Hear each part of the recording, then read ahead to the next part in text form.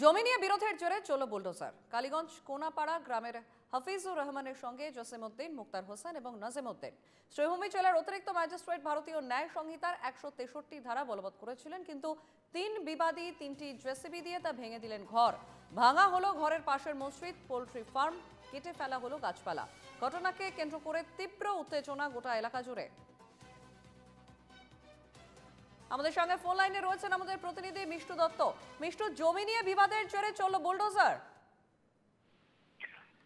দেখো, বুলডোজার সংস্কৃতি, যে সংস্কৃতি আসলে দেশে আমরা প্রচলিত হতে দেখেছি উত্তরপ্রদেশে, তারপর সেই সংস্কৃতি ধীরে ধীরে অসমেও প্রচলিত হতে শুরু হয়েছে ইতিমধ্যে। যেমন আজকের কথা যদি বলি, আজকেও কিন্তু বুলডোজার দিয়ে উচ্ছেদ অভিযান চলছে, কিন্তু সেই যে বুলডোজার কালচার বর্তমানে সেটা সরকারি বুলডোজার নয়, ব্যক্তিগত ভাবেও বুলডোজার কালচার আসলে অ্যাডপ্ট করা হয়েছে শ্রীভূমি জেলার কালীগঞ্জের কোনাপাড়া এলাকায়।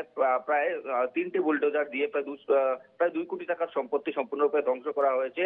যে ঘটনায় মূলত হিফজুর রহমান এবং বিপক্ষে ছিলেন জসিমউদ্দিন, মুক্তার হোসেন, নাজিমউদ্দিন। তাদের মধ্যেই কিন্তু আইনি একটা লড়াই চলছিল মূলত শ্রীভূমি জেলা অতিরিক্ত ন্যায়াধীশের আদালতে, যেখানে আসলে 163 ধারা বলবৎ করা হয়েছে, অর্থাৎ ন্যায় সংহিতার অধীনে 163 ধারা বলবৎ করা হয়েছে, যেখানে আদালতের নির্দেশ মতো হিফজুর রহমান সেই বিবাদিত জমিতে তিনি যেতে পারবেন না। কিন্তু দেখা গিয়েছিল যে হিফজুর রহমান আসলে সেই জায়গাতেই তিনি অবস্থান করছিলেন, কিন্তু দেখা গেল অর্থাৎ সেই জায়গাতেই 3টা বুলডোজার দিয়ে এক প্রকার উচ্ছেদ অভিযান চালানো হলো, যেটা সরকারি বুলডোজার নয়, সেটা ছিল ব্যক্তিগত বুলডোজার, যেটাকে আসলে গ্রাজমূলক অভিহিত করা হচ্ছে স্থানীয়দের মতে।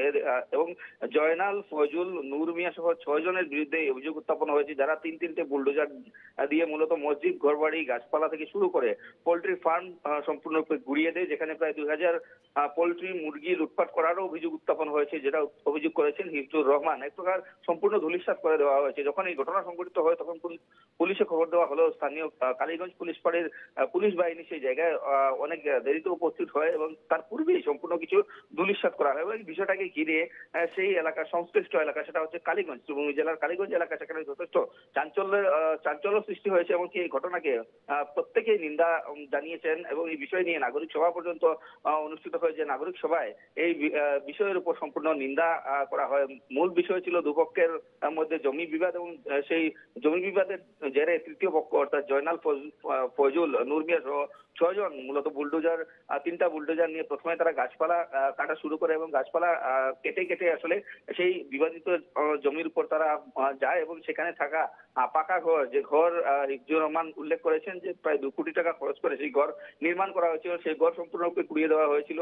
অন্যদিকে সেখানে যেসব পোল্ট্রি ফার্ম ছিল বা অন্যান্য যেসব সামগ্রী, যেসব স্থাপত্য ছিল, সমস্ত কিছু ধূলিসাৎ করা হয়েছে। অন্যদিকে আমাদের হাতে যে খবর রয়েছে, সে খবর অনুযায়ী শ্রীভূমি অতিরিক্ত ন্যায়দণ্ডাধীশ 24 তারিখ একটা শুনানির তারিখ রয়েছে, যেদিন আসলে হিফজুর রহমান এই বিষয়টাকে নিয়ে আদালতের দ্বারস্থ হওয়ার কথা ছিল, আদালতে উপস্থিতি দেওয়ার কথা ছিল। কিন্তু তার পূর্বেই দেখা গেল যে এই এক ঘটনা সংঘটিত হলো, যেখানে সরকারি বুলডোজার চললো না, যেখানে চললো অভিযুক্ত জয়নাল, ফয়জুল, নূর মিয়া সহ বাকি যে 6 জন অভিযুক্ত, সেই 6 জন অভিযুক্তের বুলডোজার সেখানে চললো এবং বুলডোজার দিয়ে সম্পূর্ণরূপে গুটিয়ে দেওয়া হলো। আর এই ধরনের ঘটনা শ্রীভূমি জেলায় প্রথম সংঘটিত হয়েছে, যে ঘটনা এক প্রকার চক্ষু চড়ক গাছ প্রত্যেকেরই। কেননা যে একটা জায়গায় বিবাদিত একটা জমি, যে জমির মালিকানাকে ঘিরে এক প্রকার শ্রীভূমি মুখ্য ন্যায়াধীশের যে আদালত রয়েছে, সেই আদালতে মামলা চলছে। সেই মামলা চলাকালীন সময়ে বুলডোজার কালচার আমরা এখানে দেখতে পেলাম।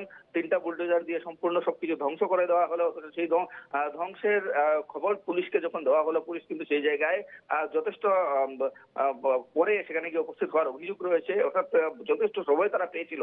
কারণ যেসব দৃশ্য আমাদের হাতে এসেছে বা যেসব ভিজুয়ালস আমরা বর্তমানে টিভির পর্দায় দেখাচ্ছি, সেখানে দেখা যাচ্ছে যে পাকা ঘর, এক প্রকার পাকা ঘর, মসজিদ সম্পূর্ণরূপে বুলডোজার দিয়ে ভেঙে দেওয়া হয়েছে। যে ভেঙে বা ভাঙার যে সময় বা এই দৃশ্য দেখলে বোঝা যায় ভাঙতে গেলে অনেকক্ষণ সময় প্রয়োজন হয়েছিল এবং সেই সময় যারা অভিযুক্ত অর্থাৎ জয়নাল, ফয়জুল, নূর মিয়া সহ যারা অভিযুক্ত, তারা কিন্তু যথেষ্ট সময় পেয়েছিল এবং সেই সময়ের সুযোগে তারা সম্পূর্ণ সবকিছু গুড়িয়ে দেয়। এবং এই বিষয়টাকে ঘিরে এই মুহূর্তে যথেষ্ট চাঞ্চল্যের সৃষ্টি হয়েছে, কেননা এই ধরনের ঘটনা অতীতে শ্রীভূমি জেলায় ঘটেনি, যেখানে আবার শ্রীভূমি জেলাতে উচ্ছেদ অভিযান চলেছিল, যে উচ্ছেদ অভিযান সরকারি পক্ষ থেকে চালানো হয়েছিল, যেসব জমিতে আসলে বেদখল ছিল, বিভিন্ন জায়গায় যেসব সরকারি জমি দখল করে যারা বসবাস করছিলেন তাদের বিরুদ্ধে বিভিন্ন সময় উচ্ছেদ অভিযান চলেছিল। কিন্তু এই ধরনের যে অভিযান সেটা প্রথম দেখা গেল শ্রীভূমি জেলায়, যে ঘটনাকে কেন্দ্র করে এক প্রকার আমরা বলতে পারি চতুর্দিকে নিন্দার ঝড় বইছে। কেননা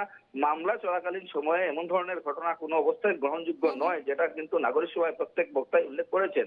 অর্থাৎ এই বিষয়টা পরবর্তী সময়ে কোন দিকে মোড় নেয় সেটা কিন্তু লক্ষণীয় হবে। বেশ, ধন্যবাদ মিষ্টু। আমাদের সঙ্গে ফোন লাইনে ছিলেন প্রতিনিধি মিষ্টু দত্ত।